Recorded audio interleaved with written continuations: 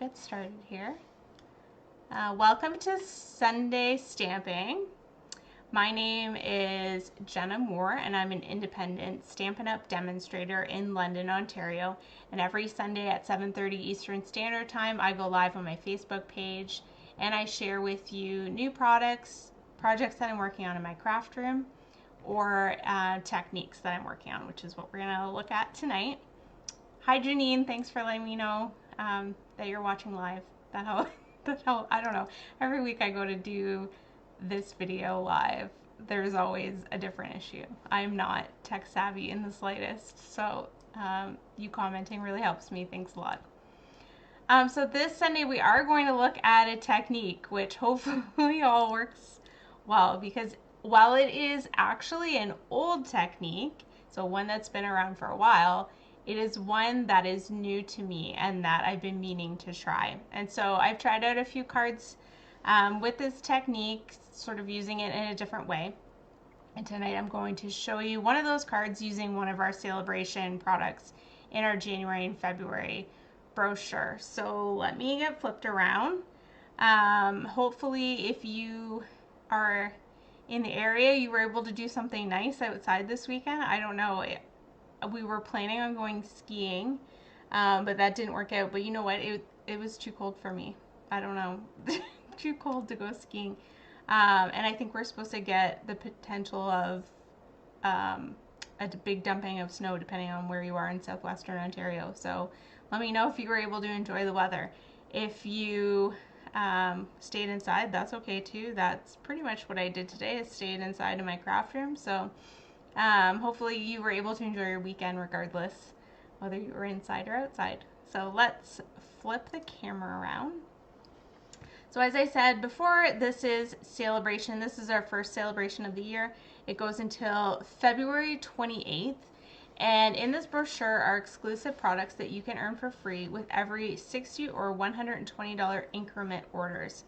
And the reason I say increment is that some people think that they're only limited to one item for free with every order, but actually if you were to order, for instance, $240 worth of product, you could pick 4 of the level 1 $60 rewards, or you could pick 2 of the $120 level rewards, or any variation of that. So there are no maximums, so if you have a really large order, you get to pick as many rewards that are currently in stock that match your order level. If you have a qualifying order or you host a party, you will also earn this stamp set called Calming Camellia. I don't know if that's how you say the name of that flower. So you get this in addition to your hostess rewards, so your free product, and as well as your Sale-A-Bration rewards on your own order. I did also want to point out that during Sale-A-Bration there's always a join special. So if you were to join Stampin' Up during Sale-A-Bration, so until February 28th, you get extra product in your starter kit. So the starter kit in Ontario, at least, is $135. You pay no shipping and no tax on that, and you choose up to $165 of product, and that's any current product. It doesn't have to be in the new catalog. It can be in the annual, the new catalog, or even on the clearance rack. And so you choose up to $165 worth of product. You pay only $135, and during Sale-A-Bration you also get to pick 2 free stamp sets. So if you're like me and you like a bargain, you would pick the most expensive stamp sets that are on your wish list and choose other things for your starter kit. So if you're interested in learning more about joining Stampin' Up, you can visit my website, or you can go right to this link here at the bottom. Okay, so tonight's technique is called ink smooshing, and I'd like to say I made up that word, but I did not. That is the name of the technique, and to be honest, I did some research. I tried to find some ink smooshing projects on Pinterest, and it's almost as if ink smooshing isn't a real word. There weren't a lot of things on there. So if you are looking for ways to do this technique, your best bet is YouTube. because there are a couple of videos on this technique. So what I want to show you, I'll show you with the card that I'm going to show you tonight. So, and these are Sale-A-Bration products, which I'll go over, but the ink smooshing is this technique that I've done in the background. So what you need for this technique is your ink. So you just need regular water-based ink. So I'm using Pool Party tonight. And you need some sort of acetate or something that is going to work with ink and water. So these are pieces of acetate that I have in different sizes. And so you may be wondering, where would I find acetate? So you can get acetate sheets at your office supply store. So you can get it at Staples. I've bought it there before for other craft projects. But having said that, I also was trying to be resourceful in my craft room. And these sheets are actually from the backing of the photopolymer stamp sets. And the reason I've chosen that is because normally you would have two pieces of acetate, one's a little thinner than the other, and you would keep your photopolymer stamps in your case. Stampin' Up recently changed the photopolymer stamp cases so that the images are printed on the inside cover of the stamp set. And actually what you are supposed to do now is take off the thin layer of the acetate, pull the stamps off, and lay them on your stamp case. So you're laying them on the plastic, the paper is in between the case and the front cover.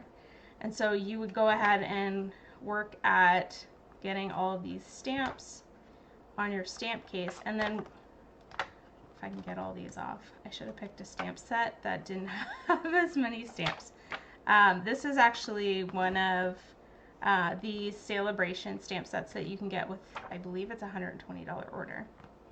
Okay, so then I would take my thin acetate and put that over top to protect them, and then I'm left with the thicker acetate, which for me I've been sticking on in the inside cover just for safekeeping, which ended up paying off okay, because now I have these sheets of acetate for this technique. I'm just going to stick that in here. So this is one that was off a regular size stamp set, and then I took one of those sheets and I cut it in half. So it's up to you. Once you start working with this technique, you're going to decide what size of acetate you want to work with. So you need 2 sheets at least, because I'm going to see if I can, there we go. One's going to be my palette, so to speak, and the other piece is what I'm going to use to handle the paper. And so the way this technique works, you not only need the acetate, but you need some sort of spritzer. So these are the Stampin' Up Spritzers. You get 2 in a pack. They're relatively inexpensive, and they have a spray tip on them. And you need some kind of scrap, grid, or other type of paper, because I can tell you from working with this technique, it does get messy. So you need something that's going to be down protecting your desk, and you also need some paper towel. Okay, so this sample that we're going to work on tonight, again, features some Sale-A-Bration items. So it features one of the designer series paper that's in the brochure, and it's called something marbled. Let me look that up. Simply Marvelous. And so it comes in various different colors. There's one pattern of the marble design on one side, and then sort of a thinner marble texture on the other side. So this is a pack of designer series paper that you can earn for free with a $60 order, and that's what I've used as the background. And it kind of looks like water, so with this otter set, I thought that would be a good background. And the Awesome Otters is the stamp set we're going to work with. This is also a Sale-A-Bration reward when you purchase $60, when you have an order of $60 or more. So it's got some fun outlined images that are great for coloring, not to say that you have to color them in, and then 2 sentiments in this stamp set. Now this stamp set is a red rubber stamp, and so I've pulled the little otter that is swimming with the fish and the greeting that says "You are otterly awesome." So To get started, we're going to do the ink splooshing background. So I've got a piece of basic white cardstock, and really I think you would want basic white cardstock to do any of the ink splooshing. I didn't try it on shimmery white or the watercolor paper. I'm not sure how that would work in relation to the basic white, but this is just a plain piece of basic white cardstock, and it measures 4 inches by 3 inches.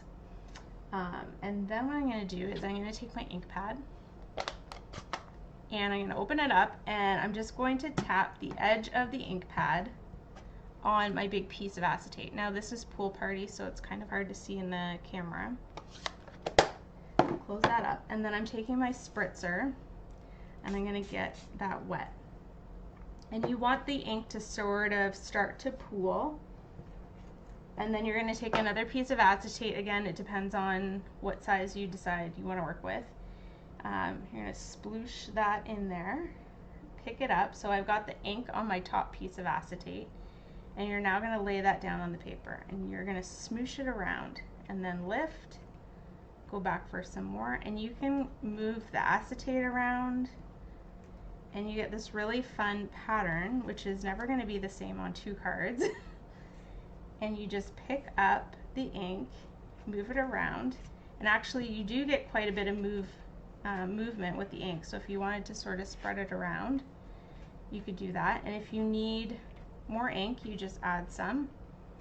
And then you have this really fun background design. I don't know if this will show up when Pool Party is quite a light blue, and so hopefully you can see that. So it gives sort of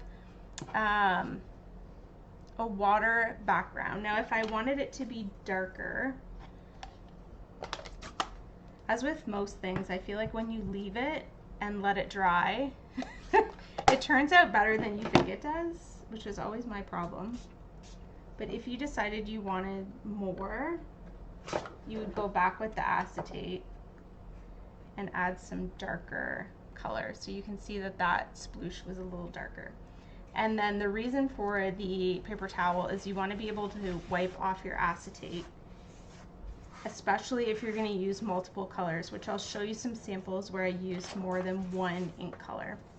And so once I wipe these off, I mean, you can run them under cool water and then wipe them off, and then they're good for the next time you decide to do this. So we're going to set that aside to let it dry. If you were going to ink right on this piece of paper, you would want to take your heat tool and set it, because if you try to stamp over top of this, maybe in Memento, it will bleed. I can tell you from experience. So you do need to let that fully dry before you stamp on it. Okay, so we're going to leave that aside, and we're going to put together the rest of our card. So the other pieces of the card, so this is our basic card base size. I'll wait for the camera to focus. And this is 8.5 by 5.5. Doesn't like my movement for some reason. Let's just see if I can zoom out a bit. Okay, 8.5 by 5.5 scored at 4 1/4.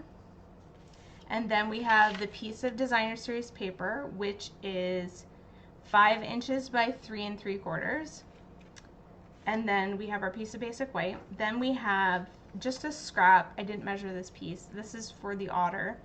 And then a little piece of basic white for the sentiment. So this is 1 3/4 by 1. And I really just cut that to size for my stamp. Okay, so I've got the cute little otter with the fish and the greeting, and I'm going to stamp them both in Memento Black. So with Memento, it's a bit of a different ink. You kind of have to squish and tap. If this was a regular ink pad, I would just say, you know, tap it a few times lightly, but with the Memento, you kind of do need to squish it to get a good image. So there's the otter, and then the sentiment that says, "You are utterly awesome." There we go. And close up this ink.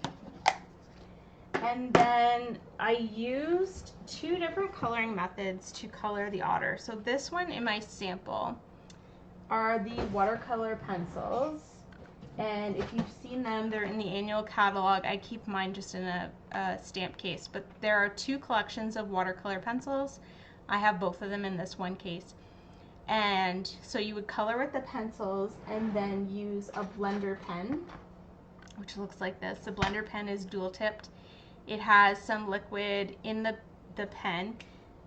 So once you color with the color pencils, you're going to go back with the blender pen and just do just that. You're going to blend the color of the ink. So that's one way you can color. And then for my second otter, and for this one here, we're going to use Stampin' Blends, which I've got 2 different colors of Stampin' Blends. We're going to use Pool Party, which is the same color as the cardstock, and then we're going to use Crumb Cake, which is for the otter. So I'll start with, I like to start with the light color of the blends. So again, this is Crumb Cake, starting in light, and I'm just going to color his nose. When you're working with blends, at least for me, it works best if I color in circles, because then that way you get the most blending with your markers. And so you're just going to go around.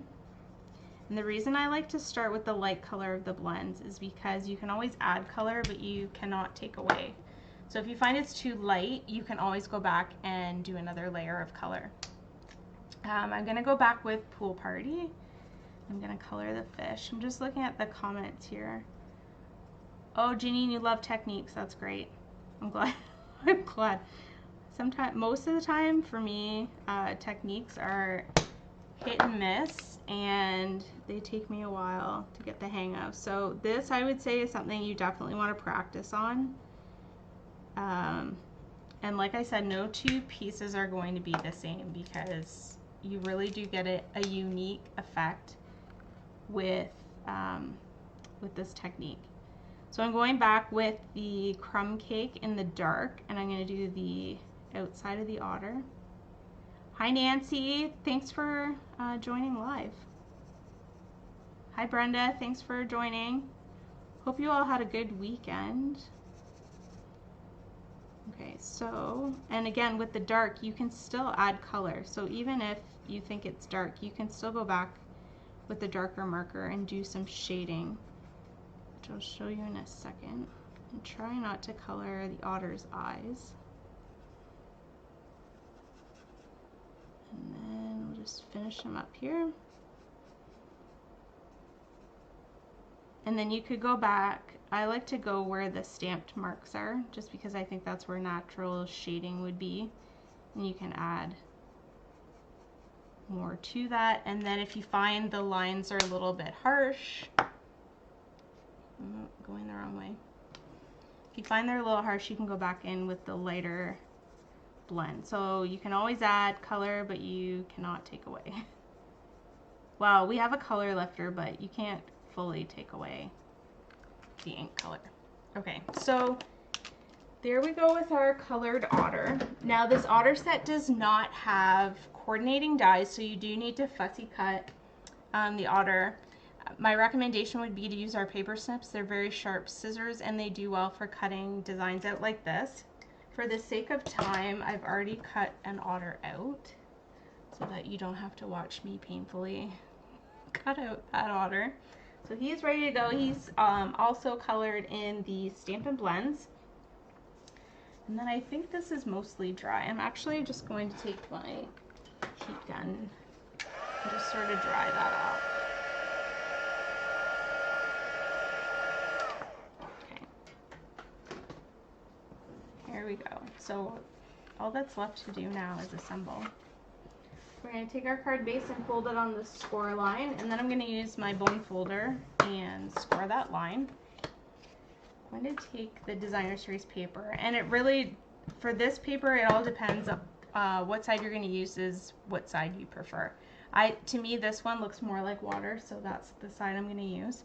And I'm not going to put it right in the middle. I'm going to bring it off to the right-hand side of it to just do something different. Then I'm going to take my piece of basic white, and this, because I've added water to the paper, is curling a little bit, so I want to make sure I have adhesive on all 4 sides. And I'm going to put that in the middle of the designer series paper. And then with the otter, I want to pop him up a bit. So I'm going to add some Stampin' Dimensionals. You just take the backings off. There we go. And then I'm going to do the same with the greeting. So I haven't added any dimensionals with this product. I haven't used any tools. So this is something that could easily be recreated without any special tools. I've used the ink, the paper, the stamp set, and some Stampin' blends. So nothing too crazy here. This layout could be definitely recreated with a lot of different stamp sets. And of course you could use that ink splooshing on this layout for different stamp sets if you didn't have the Awesome Otters stamp set. I just think this one works really well with the otters because in this case it looks like water. So I'm going to show you a couple others that I created with. So we have that one there. So a different one I wanted to try was to do the Memento stamping right on the background. So this one, it's hard to tell. The colors in this card are Blackberry Bliss and Rich Razzleberry. And I've actually used both of those colors on this tag. This die is actually from the Hippo and Friends die set in the annual catalog. And the stamp that I've chosen here is one of the new stamp sets. It's called In the Moment. And that stamp set will actually be featured in February's specialty stamping class. If you want information about classes, you can visit my website. And then I've used this sentiment and embossed it in white embossing powder. And I've used this new frayed white ribbon, which is lovely to work with. Unfortunately, it's on back order, so it's not orderable right now. And I've pulled in one of the new designer series papers out of the mini catalog, and I've used the gingham embossing folder, which is also new in the mini catalog. So you could do this with any stamp set, do the splooshing background, and then stamp right on the background in Memento black.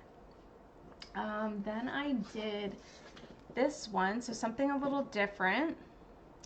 I used the scalloped contour dies. So if you haven't seen these are my most loved label and frame set of dies. I would say I don't use these two dies as much, but the scalloped edge and all the frames are well loved in my craft room.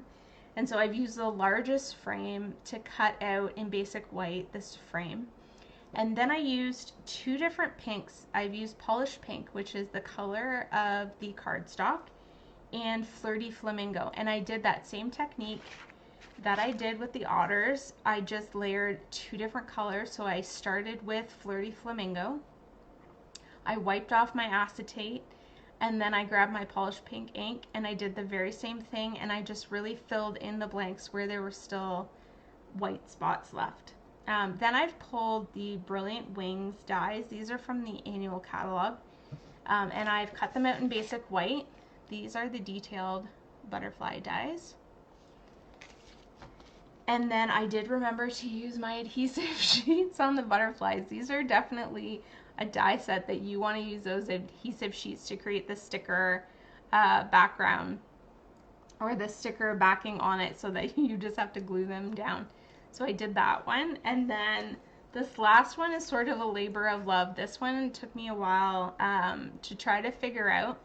So this is using the Rainbow of Happiness stamp set that is new in the mini catalog, and I'm not sure if you can tell, it's a little shiny. I stamped the rainbow pieces in Versamark, and then I used white heat embossing powder and heat set it. And I did that first before I did the ink splooshing for this one. So I've done 5 different colors of ink, and I just sort of kept the ink in one corner, which is easier said than done, and that is actually why I ended up cutting my pieces of acetate. So if you want a more controlled splooshing, you probably want to work with a smaller piece of acetate to get a more defined area of where the ink goes. And so I've used 5 different colors from the Brights collection of ink, and then I finished it off with the stamp from that same stamp set, but I stamped it in Memento black. And then I use the iridescent rhinestones, which are in the Sweet Talk suite. And you probably can't see the iridescence, but these are great rhinestones that you can use for any product, not just with that suite. So these are 4 different ways that you can do this technique. I hope that you will try it and make use of whatever's in your craft room. So if you don't have acetate, think about which stamp sets have the backing on it that you're not using anymore, or even some of our designer series papers come with, they're packaged in brown cardboard with thicker cover on it. I'm just going to grab one. So this is the Symbols of Fortune designer series paper. Any of the specialty packs of paper come with the cardboard backing and this plastic on top. So this plastic you could definitely save and use that for this technique. So you just have to be resourceful with what you have on hand, but any of those plastics will work for this technique. I hope you've enjoyed this technique, and I hope that you'll try it in your own craft room. If you have any questions about any of the products that I've used in tonight's video or about the ink splooshing technique, feel free to drop me a message or visit my website and send me an email. If you're watching on YouTube, don't forget to like this video and subscribe so that you will see all new uploads. Otherwise, hopefully you enjoy the rest of your evening, and I will see you next Sunday for Sunday Stampin'. Take care. Bye now.